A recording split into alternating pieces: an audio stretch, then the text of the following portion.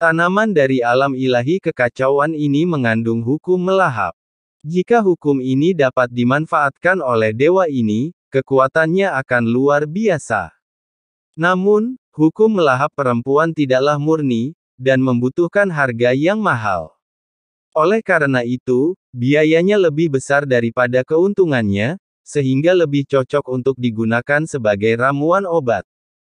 Xiao Yan tidak berani menyentuhnya begitu saja. Sebaliknya, ia membungkusnya dengan api dan menutupinya dengan larangan Dharma sebelum menerimanya. Ia kemudian mengirimkannya ke altar iblis melahap jiwa di Taman Lingpu, kebun obat pribadi Xiao Yan. Tanaman ini berasal dari alam ilahi kekacauan, tetapi merupakan ramuan obat kelas atas. Xuan Huang, juga di samping Xiao Yan, berbicara perlahan. Xiao Yan mengangguk kecil. Ia telah datang untuk menyelamatkan. Setelah Tianzang Wang mengalahkan Ratu Suci klan Phoenix, ia belum menerima keberuntungan apapun. Tentu saja, pada titik ini, kekuatannya terus meningkat. Xiao Yan bahkan telah menawarkan 10 yuan, tetapi ia masih belum mencapai ambang batas tingkat keempat. Namun, ia sebenarnya tidak terlalu fokus untuk meningkatkan ranahnya, karena ia tahu dengan kekuatan tempurnya saat ini, bahkan level kelima biasa pun tidak masalah. Tentu saja, ini bukan hanya kekuatan tempur wujud aslinya, tetapi juga klon jiwanya, Zuchi dan Jin Chan. Kekuatan gabungan dari ketiga klon penting ini membuat kekuatan tempur Xiao Yan luar biasa kuat. Namun, dalam jangka panjang, tampaknya setelah klon jiwa mencapai alam kuno, akan sangat sulit untuk ditingkatkan. Lagi pula, di atas cermin kuno terdapat cermin surgawi. Itulah ranah yang hanya bisa dicapai oleh klan jiwa legendaris. Cermin kuno sudah menjadi batas kemampuan klon jiwa, peningkatan lebih lanjut membutuhkan kesempatan. Lebih lanjut, itu membutuhkan keberuntungan ajaib, waktu yang tepat, tempat yang tepat, dan orang yang tepat. Namun, ngomong-ngomong soal ini, Xiao Yan harus pergi ke bintang keberuntungan untuk menjelaskan penggunaan kekuatan leluhur Simo, dan itu bukan intinya. Jika klon jiwa benar-benar berharap untuk menembus alam surgawi, ia harus bergantung pada bantuan para leluhur ini untuk meningkatkan peluangnya membawa altar iblis pemakan jiwa ke alam Lingpu Yuan. Xiao Yan mengayunkan lengan bajunya lagi, mengeluarkan mata anjing darinya. Mata anjing, apakah batasan yang akhirnya kau lepaskan dariku adalah klan Siming yang kau sebutkan? Tanya Xiao Yan, tanpa ragu. Xuan Huang juga ingin tahu darinya apakah ia tahu tentang keberadaan klan Siming. Bajingan, kau juga mengerti batasan mereka. Batasan yang menjebakmu memang dari klan Siming, jawab mata anjing segera. Oh, kau yakin? Tanya Xiao Yan lagi. Klanku benar-benar dilahap habis oleh mereka. Teknik batasan mereka unik dan aneh. Tuan anjing, sama sekali tidak mungkin aku melakukan kesalahan. Mata anjing berkata dengan tegas. Saudara Xuan Huang, apakah kau tahu tentang klan Siming? Xiao Yan menoleh dan hanya menatap Xuan Huang. Aku memang pernah mendengar tentang klan Siming, tetapi mereka tampaknya sangat misterius dan hidup menyendiri. Mereka hidup di dunia pegunungan dan lautan, tetapi selama bertahun-tahun aku hidup, aku belum pernah melihat mereka sekalipun. Xuan Huang mengangguk dan menjawab. Klan Siming sangat jahat. Mereka pandai menyamar sebagai binatang buas dari berbagai ras. Bahkan jika kau bertemu mereka, sangat sulit untuk mengidentifikasi mereka tanpa melawan mereka atau mempelajari teknik terlarang mereka. Mata anjing menjawab dari samping, mengenai klan Siming, tampaknya itu adalah perseteruan darahnya. Apakah itu sebabnya dia begitu peduli dengan hubungan antara saudara Xiao Yan dan klan Siming? Xuan Huang bertanya lagi, kau melihatnya ketika aku bertarung dengan Kaisar Suci klan Phoenix tadi. Ada 4 mata di topengnya, dan dia menggunakan metode terlarang untuk mencoba menghentikanku. Kata Xiao Yan. Xuan Huang berterus terang, tetapi bukan berarti dia tidak cerdas. Dia langsung mengerti apa yang dimaksud Xiaoyan. Saudara Xiaoyan, Zhang Miesi ini kemungkinan besar anggota klan Siming, kata Xuan Huang.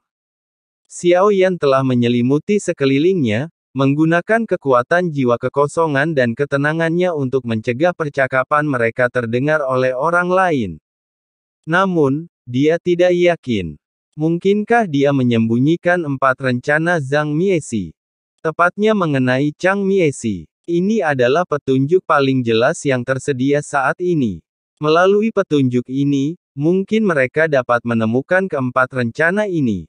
Jika mereka dapat disingkirkan, mungkin sumber masalah di dunia Sanhai dapat diberantas sepenuhnya. Xiaoyan menatap Xuan Huang dengan serius dan berkata, melalui pertemuan dengan Zhang Miesi, meskipun mereka gila. Namun, dikombinasikan dengan Xuan Huang, Dewa Bangau, dan Hua Ken, seperti yang Xiaoyan lihat di pertemuan pertama. Ketika mereka pergi ke Chaos Divine Realm, mereka semua berubah menjadi sosok biru tua, seolah-olah mereka telah menjadi jenis makhluk yang sama. Begitu pula Zhang Miesi, dan mungkin mereka sama, hanya meminjam kekuatan Chaos Divine Realm untuk memuaskan kebutuhan gila mereka sendiri. Kenikmatan itu memang keji. Jika kita bisa menemukannya, akan lebih baik untuk memusnahkannya. Xuan Huang mengangguk dan mengatakan apa yang dikatakan Xiaoyan. Dia berhenti di situ, tidak mengatakan apa-apa lagi.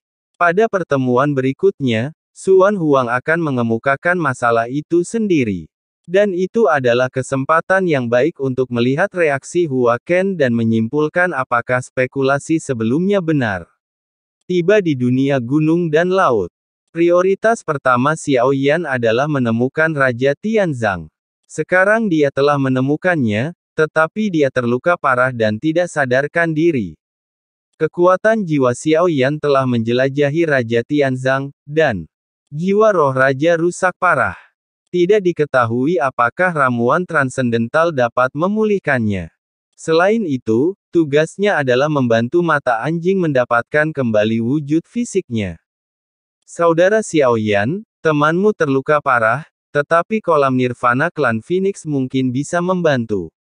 Long Yi menopang Raja Harta Karun Surgawi yang tak sadarkan diri.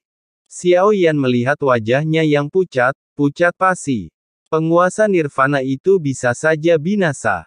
Xiaoyan mengangguk, dan Xuan Huang segera berangkat mencari Feng Xi. Feng Xi setuju tanpa ragu. Jika Xiaoyan tidak menghancurkan racun itu, klan naga dan Phoenix, beserta makhluk-makhluk yang tak terhitung jumlahnya di pegunungan dan lautan, kemungkinan besar akan terluka. Feng Xi membawa mereka ke kolam nirvana. Dikelilingi oleh pegunungan, kolam itu diselimuti oleh panas terik gunung berapi yang terus-menerus meletus. Feng Xi mampu menyelesaikan masalah sebesar itu berkat ras alien yang kau sebutkan. Penanganan klan Phoenix terhadap masalah ini jauh melampaui klan naga. Kau pasti punya solusi, kan? Xuan Huang cerdas dan bijaksana, memahami bahwa paruh pertama kalimat itu merupakan pujian untuk Xiaoyan. Paruh kedua adalah pujian. Jiwanya telah terluka parah, dan hanya penguasa nirvana yang menawarkan harapan untuk pulih. Namun, kata nirvana lebih mudah diucapkan daripada dilakukan. Banyak anggota klan Phoenix kita yang bertahan melewati penderitaan membakar diri meninggal. Jika dia bisa pulih di kolam nirvana, dia tidak hanya akan kembali ke dirinya yang dulu, tetapi kekuatannya juga akan semakin meningkat. Saat Dasubiyi berbicara, Feng Xian telah menuntun Xiaoyan melewati jurang. Mereka mencapai titik terdalam, dan kolam nirvana terbentang luas. Di dalamnya terdapat magma warna-warni, nirvana. Tubuh biasa yang memasukinya akan langsung menjadi abu, bukan nirvana. Xiaoyan sedikit mengernyit. Risikonya sangat besar. Raja Tianzanglah yang terluka parah, bukan dirinya. Karena itu, ia diminta untuk mengambil keputusan untuknya. Feng Xi, segel tangannya bergeser.